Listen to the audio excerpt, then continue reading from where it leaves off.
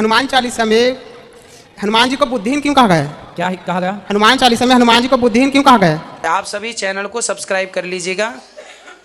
जो भी यूट्यूब पर देख रहे हैं चैनल को सब्सक्राइब कर लीजिए और शेयर कीजिएगा। राधे राधे दोस्तों, स्वागत है आपका हमारे YouTube चैनल उषा भक्ति मार्ग में। बात करेंगे हमारे ऐसे व्यक्ति की जो कि पंडाल में आता है और कहता है गुरुजी हनुमान जी को बुद्धिहीन क्यों कहा गया है। दोस्तों आज का वीडियो बहुत ही ज्ञानवर्धक और इंटरेस्ट होने वाला है, बीच में छोड़ के ना जाइएगा, बने रहिए हमारे साथ इस वीडियो के अंत तक। बुद्धिहीन जी वो हनुमान जी को कहा गया है? हाँ गुरु जी। अरे राम राम राम राम राम राम, बड़ा गलत अर्थ कर रहे हो। लिखा है बुद्धिहीन हाँ, तनु जान के, हे मैं बुद्धिहीन हूँ, वहाँ अपने को बोला जा रहा है बुद्धिहीन तनु जान के, सुमिरो पवन कुमार बल बुद्धि विद्या देहु मोहि हरहु कलेश विकार। वहाँ बुद्धिहीन उस व्यक्ति को कहा जा रहा है जैसे हम हैं। हे हम तो बुद्धिहीन है हनुमान जी, हमें बल बुद्धि विद्या दीजिए। अब आप गलत अर्थ कर रहे हैं कि हनुमान जी को कह रहे हैं। एक सवाल और है गुरु जी। अरे तो पहले ये बताओ ऐसा अर्थ का अनर्थ क्यों करते हो आप लोग? सॉरी। हाँ सॉरी शक्तिमान। एक सवाल और है। अब नहीं करना ऐसा गलत अर्थ। हनुमान जी को वरदान था कि उन्हें कोई शस्त्र परास्त नहीं कर सकता है। हाँ। तो लव कुश ने उन्हें कैसे बंदी बना लिया? अरे लवकुश तो हनुमान जी जानते, ज्ञान नामाग्रगण्यम, हनुमान जी जानते थे कि राम जी के पुत्र हैं। और छोटे छोटे बच्चे जब अपने दादा के संग कबड्डी खेलते हैं ना तो दादाजी हार जाते हैं, बच्चों को जिता देते हैं।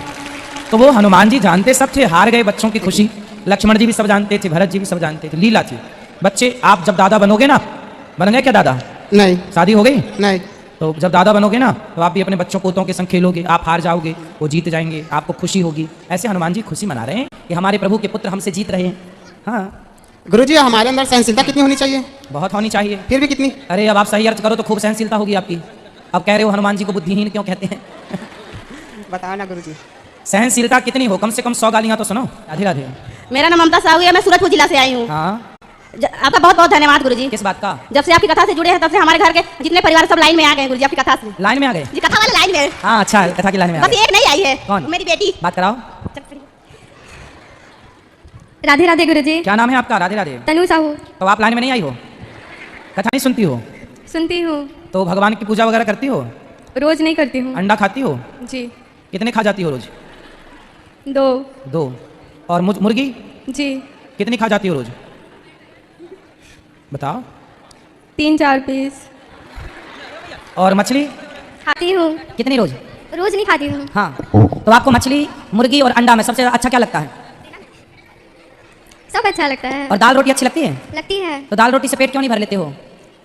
तो रोज चिकन विकन नहीं खाती हूँ। अच्छा ये बताओ आपकी उंगलियां कितनी हैं? 5। एक हाथ में 5, दोनों हाथ में कितनी हुई? 10। एक हमें दे दो काट के, उसको भी हम पका के देखेंगे कैसी लगती है, खवाएंगे खाने वालों को। दे दोगी आप? नहीं। दर्द होगा ना यदि कटेगी? जी। कोई जबरदस्ती आपको पकड़े और आपकी उंगली काट ले, आपको दर्द होगा? होगा। उसी तरह मछली को भी दर्द होता है कि नहीं? होता है। मुर्गी को होता है कि नहीं? होता है। तो आप क्यों नहीं उसके दर्द को, उसकी पीड़ा को समझती हो? क्यों किसी को काट काट के खा रही हो? जब आपके पास खाने के लिए फल है, बादाम है, इतना सुंदर 56 प्रकार का व्यंजन है, तो क्यों किसी की हत्या करना? मैं आपको, आपकी हत्या करके कोई खा जाए, शेर ही आपको खा जाए, कुत्ते भी आपको खा सकते हैं मांसाहारी, तो क्यों हमें कोई खाएगा, हमें कैसा लगेगा? बताओ, उत्तर दो। हमें दर्द होगा। तो फिर मछली को दर्द नहीं होता? होता है। बस फर्क इतना है कि आप अपने दर्द को बता सकती हो, जी। वो बता नहीं सकती। आपके पास शब्द हैं, उसके पास शब्द नहीं है। वो छोटा सा मुंह खोलती है ना ऐसे ऐसे मछली, वो क्या है? उसकी पीड़ा ही तो है। जी। जब वो तड़पती है बेचारी, छटपटाती है। आप कैसे अंधी हो? आंखें तो हैं भगवान ने दी हैं। किसी का दर्द हम ना देख पाएं, जो किसी के दर्द को, किसी की पीड़ा को नहीं देखता, वो अंधा ही है, भले 2 आंखें क्यों ना हो। जी। आप बताओ, मांस खाना सही है? क्या है? चलो हम सबसे नहीं पूछ रहे हैं, केवल उस बच्ची से पूछ रहे हैं। बताओ मांस खाना, ये बताओ क्यों जरूरी है? क्या आप क्या चाहती हो उस मांस से? बस खाते टाइम का टेस्ट और कुछ नहीं रहता। तो किसी की हत्या आपने अपने स्वाद के लिए कर दी, आप किसी की मृत्यु का कारण बन गए, क्या ये सही है? नहीं। फिर कुछ लोग कहते हैं मांस खाने से दिक्कत क्या है? अरे भाई बताओ, क्या दिक्कत नहीं है? तो आप अपनी उंगली काट के दे दो, आपको दिक्कत होती है कि नहीं पता लग जाएगा। इसलिए बेटा, किसी की हत्या, हम किसी के प्राणों की रक्षा करें, हम किसी की जिंदगी बनाएं, किसी की जिंदगी छीने ना, जी। ये अपराध है। आप एक बार बताओ, किसी मरी हुई मछली और मुर्गी को आप जीवित कर सकती हो? नहीं। कर सकती हो? नहीं। जब मरी को आप जीवन दान नहीं दे सकते, तो जिंदा को मारने का अधिकार क्या है? आप कहोगी हम तो मारते ही नहीं, मरी मराई ले आते हैं। तो आखिर मरी भी तो आप जैसे मांसाहारियों के कारण। जी। यदि हम खाते ना, तो कोई मछली मारता ही क्यों, कोई मुर्गी मारता ही क्यों? तो हम क्यों पाप के भागीदार बने? जी। तो आप खाओगे मछली कि नहीं खाओगे? नहीं खाऊंगी। कब से? अभी से। अच्छा अंडा खाओगी? नहीं, कुछ नहीं। अंडा भी मुर्गी का बच्चा है, जी। उससे मुर्गी का बच्चा आपका जब विवाह होगा ना, शादी होगी आपकी? नहीं। जब आपका विवाह होगा, जब आप 9 महीने अपने पेट में अपने बच्चे को रखोगे और जब वो बाहर आएगा तो आप उससे बहुत प्यार करेंगी, है ना? उससे जरा भी चोट लगेगी तो आप रो पड़ेंगी। ऐसी मुर्गी का अंडा उससे बहुत प्यार करती है अपने बच्चों से। हर कुत्ता भी करता है, अपने कुतिया भी ना अपने पिल्लों से बहुत प्यार करती है, चिड़िया भी अपने बच्चों से बहुत प्यार करती है। सब ये संसार की हर स्त्री, हर मादा अपने बच्चों से प्यार करती है, हाँ या ना? हाँ। शेरनी भी करती है, उसी तरह मुर्गी नहीं करती होगी अपने बच्चों से प्यार? करती और आप होगी। उसके बच्चे को ही खा जाते हैं, सही है? नहीं। फिर अब नहीं खाना? जी। क्यों नहीं खाओगे? अब समझ गई। अभी नहीं समझे थे पापा समझाते थे, पूरी फैमिली समझाती थी, लेकिन मैं किसी का बात नहीं मानती। तो हमारी मानोगे? जी। ठीक है, फिर अब नहीं खाना। जी, राधे राधे गुरुजी। जी हाँ जी। मैं आपसे ये जानना चाहती हूँ कि जैसे बालों में लट होता है तो कोई बोलते हैं वो महादेव का आशीर्वाद है, तो किसी को लगता है कि वो शारीरिक प्रॉब्लम है जो बालों में हो रहा है, तो इसके बारे में आप क्या राय देना चाहते हैं? क्या होता है बालों में? लट हो जाता है, जैसे मेरे में है। लट क्या होता है? जैसे बाल? महादेव का जो होता है ना लट, अच्छा, बाल जूड़ा एकदम जूड़ा से- बन हाँ, जाता है। जूड़ा जूड़ा। तो वो आप कंघी नहीं करती होंगी तो बन जाता नहीं होगा? नहीं, वो हो गया अपने आप से। मैं 2 महीना तक उसको खोलती गई, ना, पार्लर भी देखो, गई, कंडीशनर मैं अपने भी बालों में किया। कंघी ना करूं तो बहुत उलझ जाते हैं। नहीं, तो वो ऐसे- नहीं करते करते ना वो लट बन जाती है, पूरा जूड़ा बन जाता है। नहीं, छत्तीसगढ़ में अधिकतर देखो ना तो बहुत से आपको मिलेंगे ऐसे। क्यों, सही है इनकी बात? कंघी कंघी नहीं करते मतलब आप लोग ज्यादा? नहीं, ऐसा नहीं है। कंघी मैं किया ना करो, बालों को बढ़िया धुला करो 2 घाटी से। महीने तक ना पूरा उसको निकालती गई, लेकिन जिस दिन मैं बाल धोती थी ना वो बिल्कुल ऐसे जम से जाता था। तो फिर अच्छा है, लट बनने में हाँ, क्या तो दिक्कत वही है? मैं आपसे लोगों को मैसेज देना चाहती थी कि कोई उसका देख के हंसी उड़ाता है नहीं, हंसने की क्या बात है? कि ऐसा हो गया आजकल है, तो ये सब कोई- फैशन भी चल रहा है। नहीं, कोई उसको देख के सुनो, प्रणाम भी करते नहीं कोई हैं। हंसी उड़ाए तो बोल देना फैशन है जी, देख लो। और क्या, आजकल तो हर फटे कपड़े हैं तो घबराने की जरूरत नहीं, बोले फैशन है। आजकल तो सब फैशन चलता है, एक पाँव एक कलर की प्रणाम चप्पल महाराज जी। और दूसरे पाँव दूसरे कलर की चप्पल, कोई बोला कैसे, बोले फैशन। हाँ भैया कोटि कोटि प्रणाम। जी। गुरुजी, जिस स्त्री का पति नहीं होता वो बेटी का कन्यादान कर सकती है? कन्यादान कर सकती हैं, ऐसा आप पूछ रहे हैं? आपका बेटा है? बेटा है, बेटी है? तो बेटे का विवाह हो गया? नहीं हुआ है। तो बेटा भी कर सकता है, बेटा भी कर सकता, बेटा बहू कर सकते हैं कन्यादान। अच्छा, नहीं, आप चाहें तो फिर। गुरुजी, बलि प्रथा कब से शुरू हुई थी? हैं? मेरा बेटा का प्रश्न है कि बलि प्रथा कब से शुरू हुआ? बलि प्रथा कब से शुरू हुआ? जी। राजा बलि ने जब वामन भगवान को 3 पग भूमि में सर्वस्व दान किया तो बलि के जैसा सर्वस्व दान को बलिदान कहने लग गए। बाद में लोग उसका अर्चना समझ के बकरे की बलि काटने लग गए, अर्थ का अनर्थ कर दिया। जैसे अभी एक बच्चे ने बोला हनुमान जी के पास बुद्धि नहीं है, अर्थ का अनर्थ कर दिया, क्योंकि समझ नहीं थी उसके पास। बल बुद्धि विद्या देहु मोहि, है ना? तो अर्थ का अनर्थ करने से क्या हो गया, पूरी बात बदल गई। उसी प्रकार बलि के जैसा दान करने वाले को बलिदान करना बोलते हैं, बलि के जैसा दान। बहुत राधे गुरुजी। हाँ बेटा। गुरुजी, मेरे से आपका एक प्रश्न था कि जो आप कल बोल रहे थे शिव जी में जो चल चढ़ता है उसे हम पी नहीं सकते, और एक बार प्रदीप मिश्रा जी ने बोला था कि उसे हम औषधि के रूप में पी सकते हैं, तो मेरे को एक कंफ्यूजन था।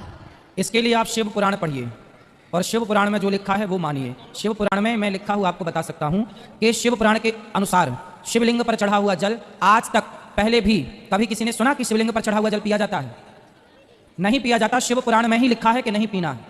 तो जो लिखा है वही हम बताएंगे। हम जो भी बताते हैं वो शास्त्रों की बातें बताते हैं, लिखा हुआ, मन माना कुछ नहीं।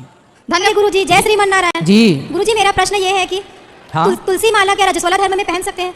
क्या, एक बार और बोलो। रजस्वला धर्म जब आता है तो तुलसी की माला पहन सकते हैं? हाँ, माला पहन सकते हैं तुलसी की। और मेरा दूसरा प्रश्न ये है गुरुजी, जैसे हम शिव जी में बेल पत्र चढ़ाते हैं तो वो बेल पत्र को खा सकते हैं क्या? शिव जी, फिर से सुन लो, शिव जी पर चढ़ा हुआ कोई भी पदार्थ नहीं लिया जाता। शिव जी पर चढ़ा हुआ कोई भी पदार्थ नहीं लिया जाता। नहीं ग्रहण किया जाता। केवल जल सिर पर छिड़क सकते हैं, नेत्रों पर लगा सकते हैं, बिल्व पत्र उठाकर माथे से लगा सकते हैं, प्रणाम कर सकते हैं, खा नहीं सकते। मेरा तीसरा प्रश्न ये है गुरुजी, जैसे मतलब नगर मोहल्ले में भंडारा होता है तो उस जगह का भंडारे का प्रसाद जैसे हम घर में लाके ग्रहण कर सकते हैं। हाँ। लेकिन गुरुजी बहुत लोग बोलते हैं कि घर में नहीं लाया जाता भंडारे का प्रसाद। ला, कोई बात, कौन बोलता है सब उल्टी बातें? बोलते हैं गुरुजी तो बहुत। आप सबसे पूछती क्यों हो को लाए कि ना लाए? हर बात पूछना क्यों है? गुरुजी, जब हम मंदिरों में जाते हैं तो पुरुषों को साष्टांग प्रणाम करने को कहा जाता है, महिलाओं को इसकी मनाही है, तो इसका मुझे कारण जाना था गुरुजी। स्त्रियों को साष्टांग प्रणाम नहीं करना चाहिए। पहली बात तो ये मर्यादित नहीं लगता। आप लेट जाएं, बेटा सामने से हट जाइए, आप लेट जाएं पट, तो ये एक मर्यादा नहीं है। दूसरा, आप घुटनों को जमीन पर रख के, अपने माथे को जमीन पर रख के इस तरह से प्रणाम करना चाहिए, दोनों हाथ को जोड़कर। लेटने में भी उसे कहते हैं साष्टांग। पुरुष लोग भी जब साष्टांग प्रणाम करें तो उनको इस बात का ध्यान रखना चाहिए कि जो कमर का हिस्सा है वो कमर का हिस्सा जमीन से उठा हुआ रहे। स्त्रियों के जो स्तन होते हैं वह पृथ्वी माँ में टच नहीं होना चाहिए। कहते हैं, ऐसी मान्यता मैंने बचपन से सुनी है कि पृथ्वी माँ एक माँ है और वो ये भार सहन नहीं कर पाती। अब कोई कहे कि कितना भार है, लेकिन फिर भी ये बात जो मैंने सुनी है वो मैंने आपको सुनाई।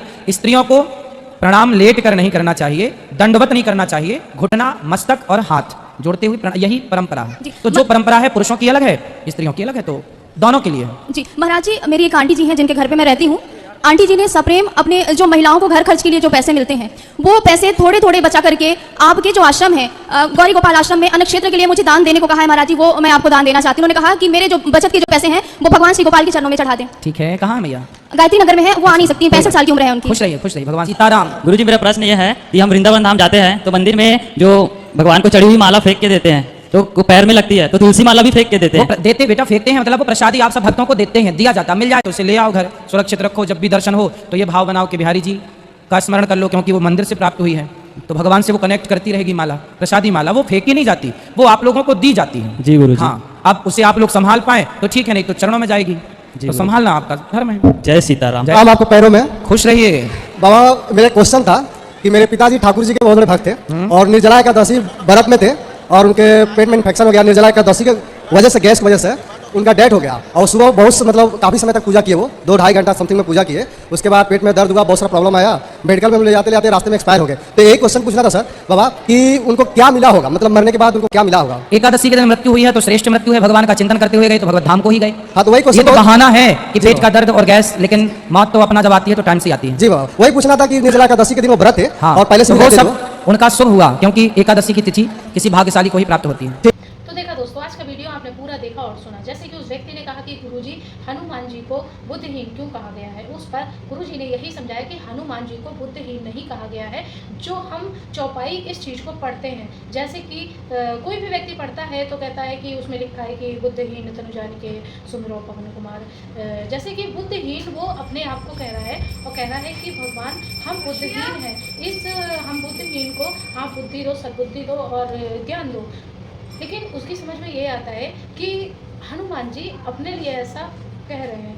दोस्तों, आज की वीडियो से आपको जो ज्ञान प्राप्त हुआ हो आप हमें कमेंट बॉक्स में कमेंट करके जरूर बताएं। और हाँ, अगर अभी तक आपने हमारे चैनल को सब्सक्राइब नहीं किया है तो आप हमारे चैनल को सब्सक्राइब कर लें, हमारी वीडियो को ज़्यादा से ज़्यादा लाइक और शेयर करें, कमेंट बॉक्स में राधे राधे लिखना ना भूलें। मिलेंगे किसी ऐसी ही ज्ञानवर्धक वीडियो के साथ, तब तक के लिए राधे राधे।